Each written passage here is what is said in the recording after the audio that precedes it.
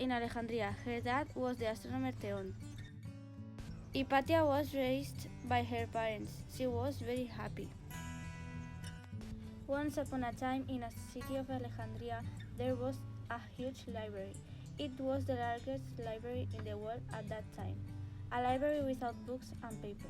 People used to write on papyrus, that later rolled up in scrolls. In that old library there were thousands of parchments, all handwritten by scribes. At the Library of Alejandria, Theon and Hypatia studied the parchments together. Philosophy, math, and science were their favorite topics.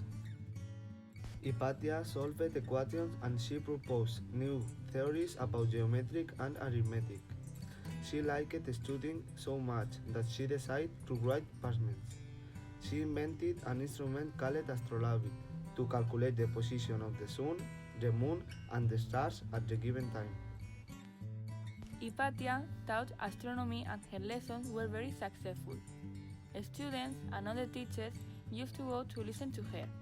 She refused to wear traditional women's clothes, and for the lesson she dressed in a tunic. Unfortunately, all her work disappeared when the library burned down.